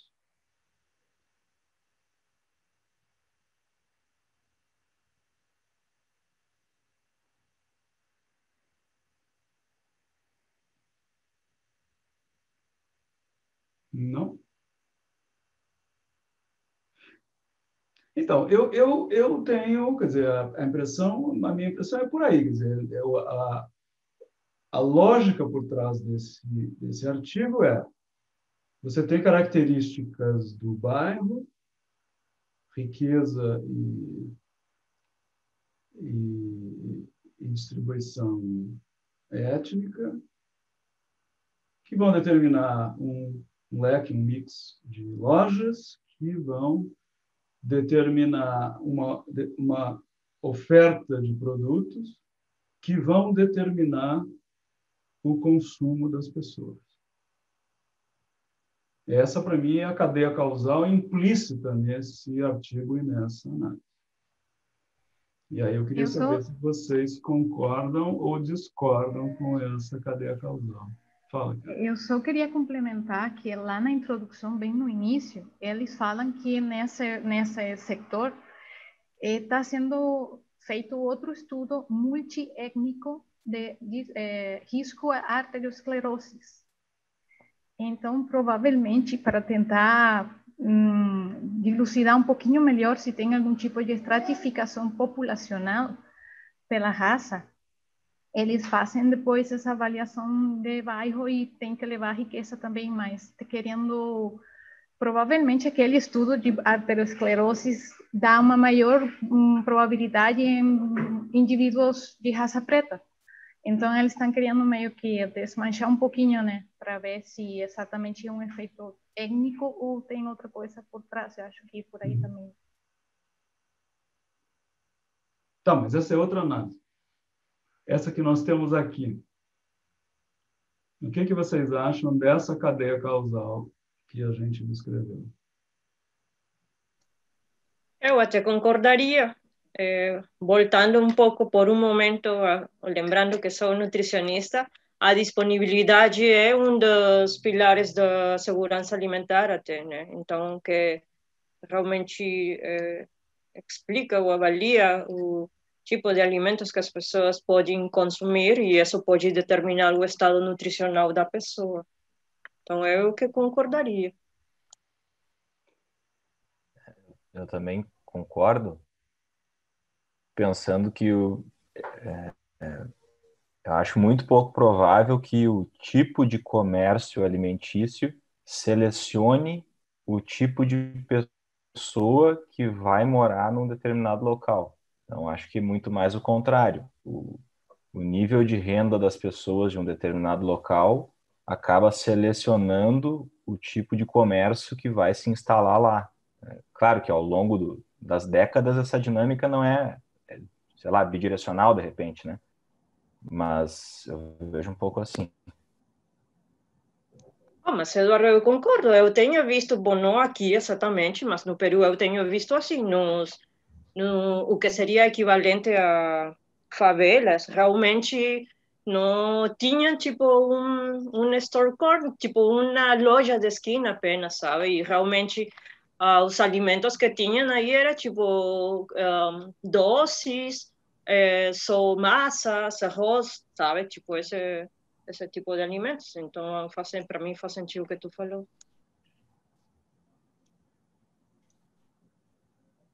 Mas eu fico me perguntando se será que é a loja que determina o que a população vai comer ou a população que determina o que ela quer comer? E aí começa a ficar um pouco pesado.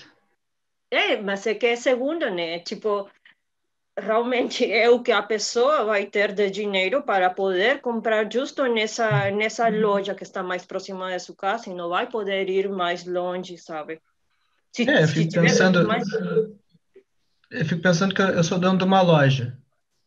Aí eu tenho duas opções de produto, um produto industrializado e um produto saudável, por exemplo.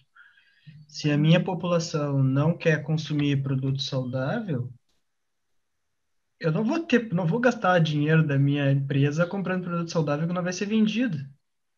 Então, eu acho que é muito mais uma questão da população selecionar o que ela quer consumir do que o mercado querer vender. Ele vai vender o que os caras querem comprar, seja healthy ou seja não healthy. Só que o healthy, às vezes, nesses bairros pode ser mais caro, né? Tipo, um quilo de fruta, Thiago, desculpa, um quilo de fruta pode ser mais caro do que uma bolsa, uma sacola de arroz. Eu acho que é importante nessa análise, gente, pensar que isso é uma análise norte-americana. Então, isso tem que levar muito em consideração a realidade de como essas coisas, essas redes funcionam dentro da realidade norte-americana. Então, eu morei uma época no Canadá e isso aqui, para mim, reflete muito a experiência que eu tive lá, sabe? Esses grocery stores, essas convenience stores, que muitas vezes nos bairros mais afastados, gente, elas não são que nem é a nossa fruteria, a nossa loja, que é o dono, alguém do bairro. Não, é um 7-Eleven, que é uma rede gigantesca que tem no país inteiro. E assim, por exemplo, no bairro em que eu morava, que era um bairro que seria classificado aqui como mixed,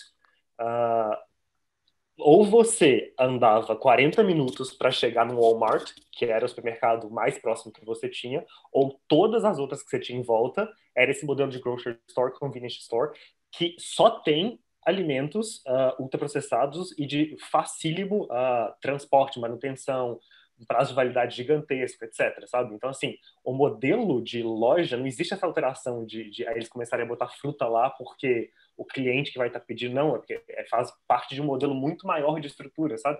Eu acho que, concordo com o que o Pedro está falando, Pedro, mas eu acho que essa é uma realidade, por exemplo, a gente discutir isso aqui no ambiente da América Latina seria uma coisa, isso no universo norte-americano é outra bem diferente. Agora, eu particularmente nunca morei, né? Desculpa, né? Eu nem, o mais longe foi aqui o Brasil e São Paulo, e eu estou falando da realidade do Peru, né, que eu tenho visto no Peru, que também é uma realidade diferente daqui do Brasil ou daqui de Pelotas, né? Aqui em Pelotas, realmente, dada o tamanho da cidade, aqui na frente está o Nacional, né? Já é um supermercado, é diferente, realmente.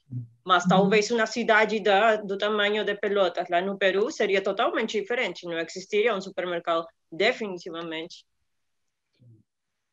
Outra questão também, que até não é nem a disponibilidade, mas acho que a maneira de disponibilizar também, eu não sei, mas o que quando eu também estive nos Estados Unidos, eu observava que, assim, por exemplo, fruta vendia em muita quantidade fechada, assim, que tu não podia comprar comprar 4 bananas ou 4. Vinha, assim, muita quantidade, não sei se... E aí, às vezes, por exemplo, o tempo que eu fiquei lá, nós estávamos em 2, assim, né? E aí eu não conseguia, assim, comprar coisa que ia estragar. E aí, mesmo tendo disponível, eu acabava tendo uma alimentação menos saudável do que eu tenho aqui, porque eu ia ter que comprar um cacho de banana ou 2 que não ia dar vencimento. Isso eu acho que é uma coisa interessante, porque complica, mesmo tendo disponível, dificulta, né? Eu acho, gente, que essa era a discussão que eu queria ouvir. Porque eu acho que quando a gente lê um paper desse, a gente precisa parar para pensar no que é que tem por trás. E eu estou escutando aqui as várias coisas e eu acho que não tem dúvida que nos Estados Unidos, quer dizer, você tem uma estrutura de distribuição e colocação, né, das lojas, dos estabelecimentos, que é menos, vamos dizer, flexível nesse negócio de ter lá a fruteirinha local e não sei o quê. Mas a gente não pode esquecer que esse processo que o Pedro estava colocando, ele existe e ele é dinâmico. Porque mesmo o 7-Eleven da vida, e que não vende só industrializado, ultraprocessado, né, isso aí tem, na verdade, variações grandes, né, de loja maior, de loja menor, e com mais ou menos coisas, né? Quer dizer, eu acho assim, a gente não pode esquecer que a demanda, ela determina fortemente o que vai ser oferecido na vizinhança.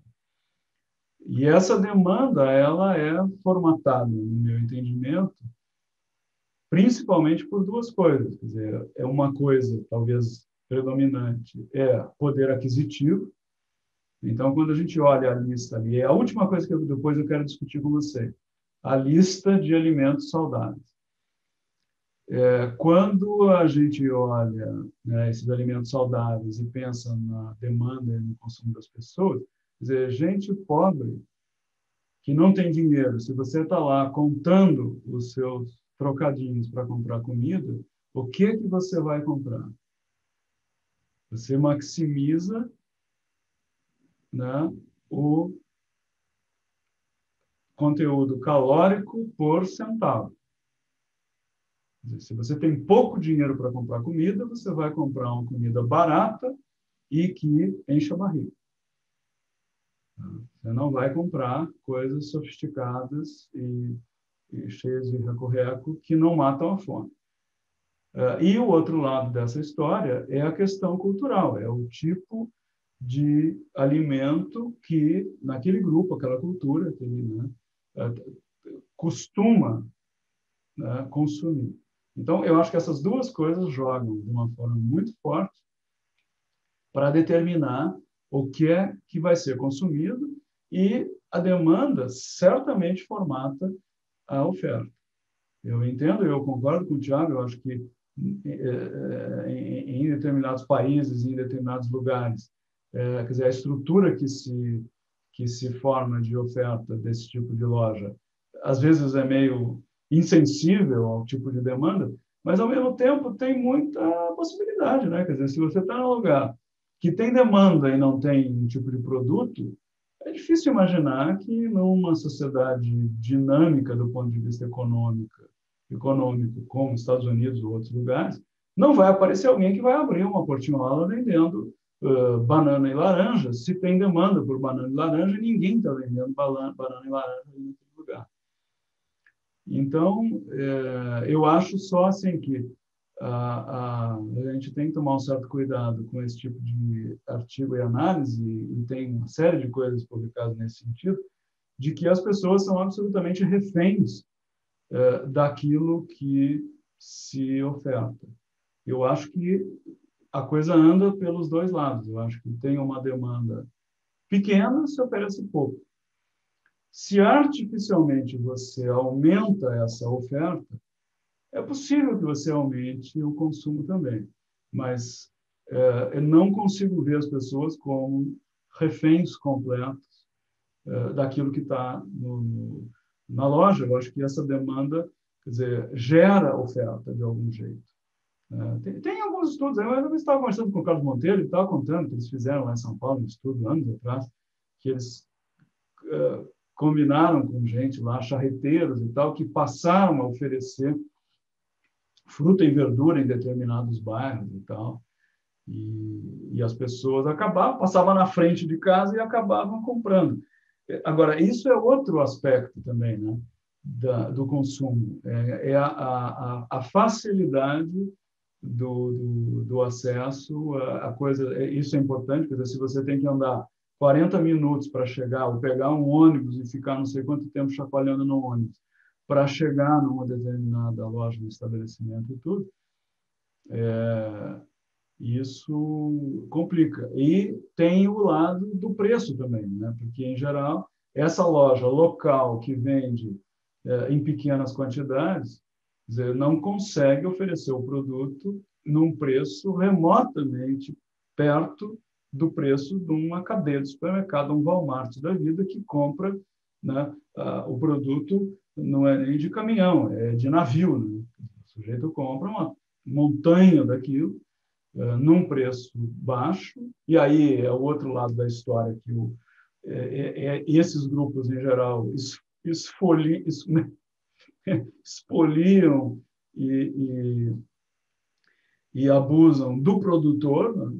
Porque aí é aquela história, quer dizer, são grupos com um poder econômico muito grande que fazem o preço, porque eles monopolizam quase que a compra. É uma história que talvez vocês não tenham ouvido aqui em Pelotas, porque não se fala mais, mas quando eu mudei para cá, era uma história corrente, as pessoas falavam muito desse negócio da indústria do pêssego aqui da cidade, que se produzia muito pêssego, e a indústria começou a jogar o preço lá embaixo e ficava esperando, porque eles iam fazer doce mesmo, então eles não compravam.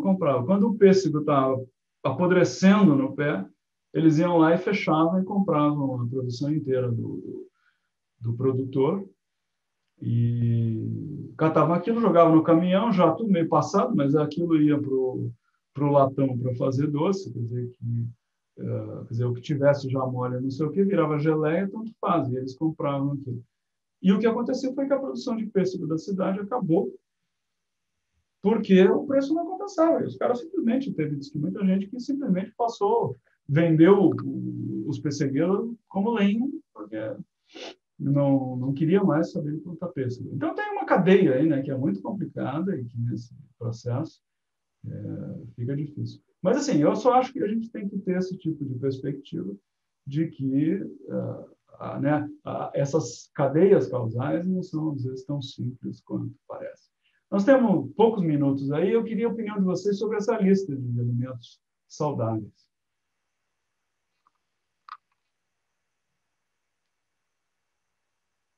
Primeiramente, eu achei ela pequena, né?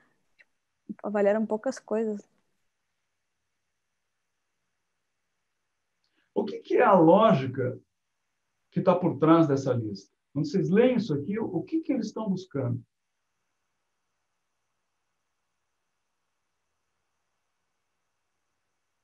Consumo de produto industrializado?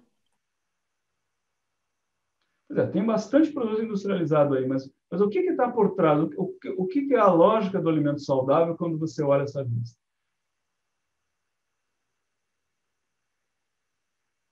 Qual é a definição implícita de alimento saudável a partir dessa lista? Parece aqueles que têm menor conteúdo de gordura, de sal. Mas é principalmente gordura. E fruta. Principalmente gordura. Quer dizer, nós estamos vendo aqui coisas que é laticínio com baixo teor de gordura, carne com pouca gordura. E isso é uma coisa engraçada. Na época que eu morei na Inglaterra, era uma coisa horrorosa. A gente comprava... O que aqui a gente vai na açougue e tem, né, o guisado de primeira e o guisado de segunda. Lá era o guisado de segunda e o guisado de terceira, porque era um sebo só na carne moída. Quer dizer, a gente tinha que ficar revirando para achar essa carne moída, que era, no máximo, 5, 10% de gordura, que era aquilo que a gente estava acostumado a consumir aqui como uma carne, um guisado de primeira. Mas isso é assim, né? Quer dizer, low fat, low fat, low fat. Quer dizer, um foco muito forte em pouca gordura, frutas e vegetais é um item aí de uma montanha de coisas, né? E essa coisa de pão integral, cereais de pouco açúcar, que eles têm essa coisa forte, né, de comer essas porcarias de sucrilho no café da manhã e tal.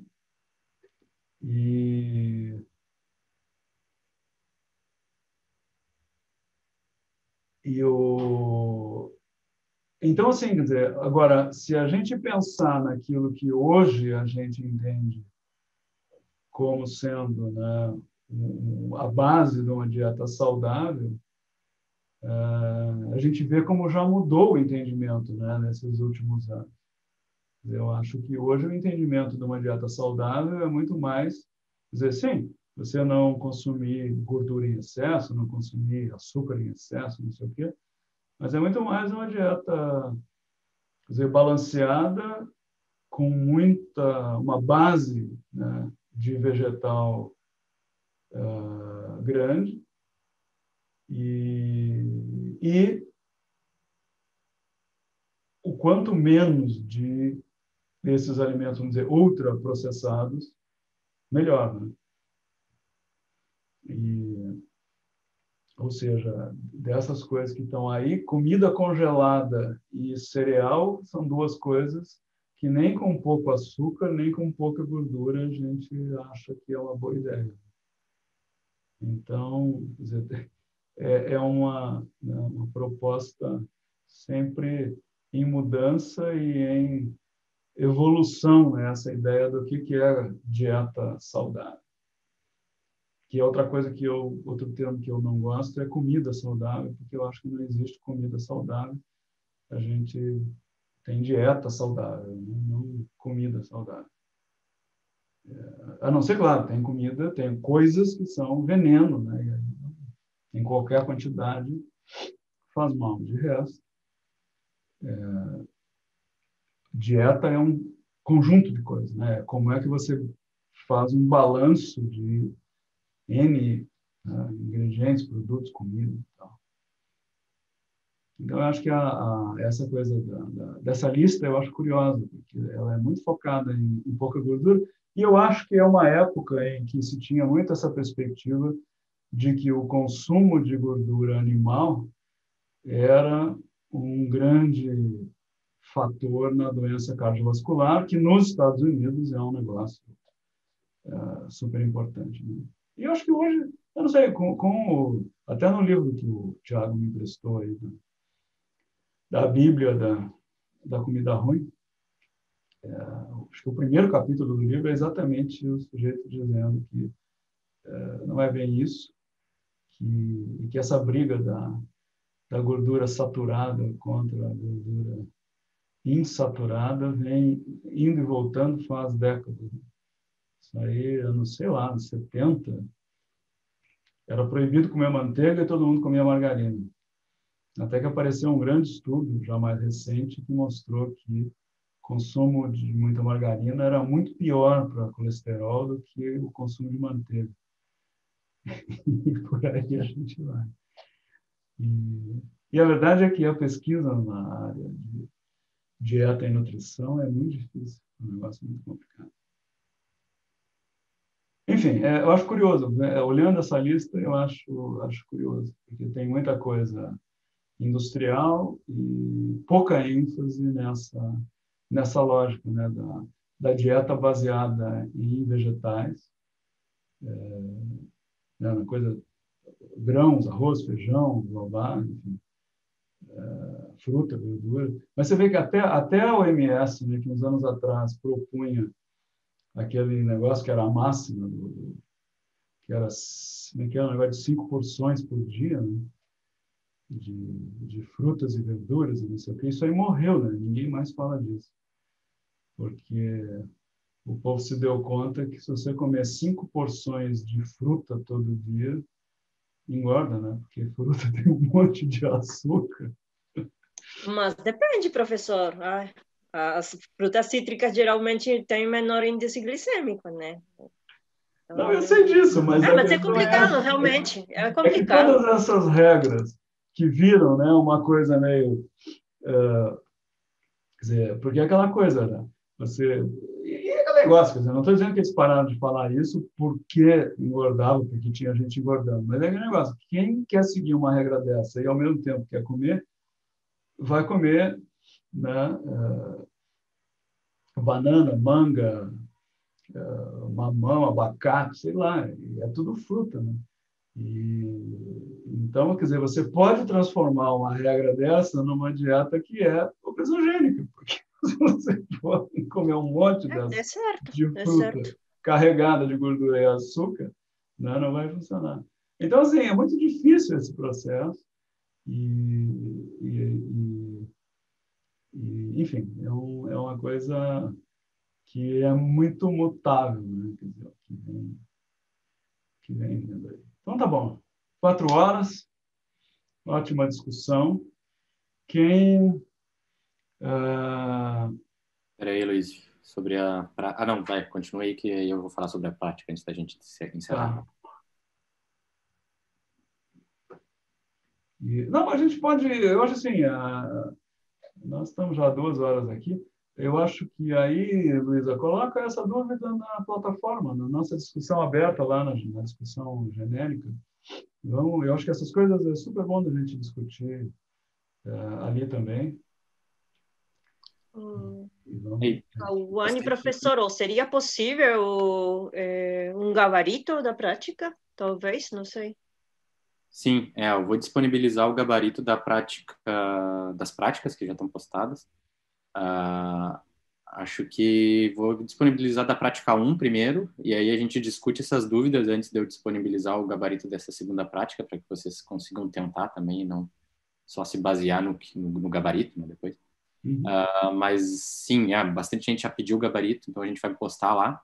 E essas dúvidas que vocês tiveram, a gente pode conversar por lá também, e qualquer coisa, se não ficar claro, a gente também pode combinar uma melhor maneira de discutir isso, tá?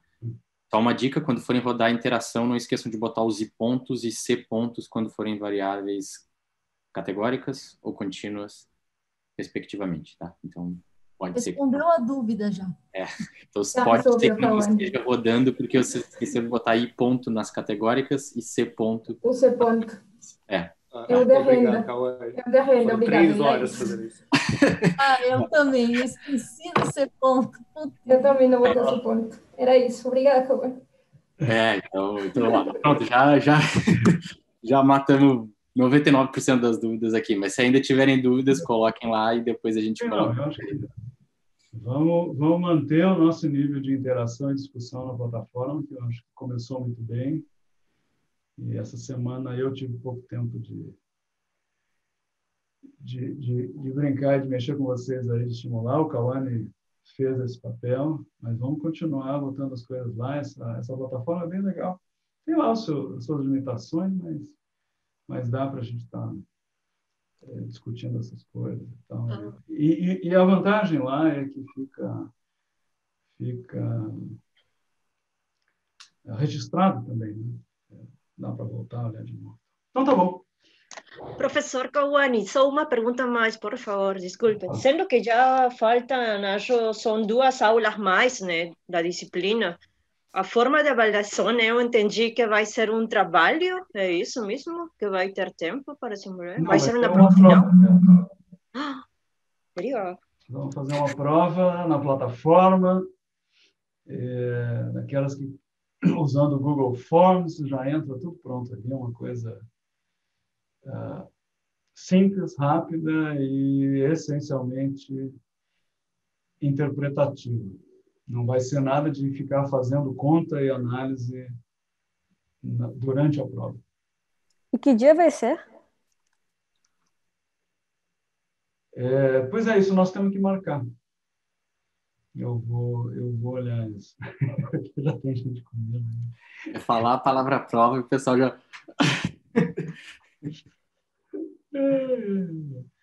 Tá bem. Ok, pessoal, então é isso. Até. Tchau, tchau. Obrigada, tchau.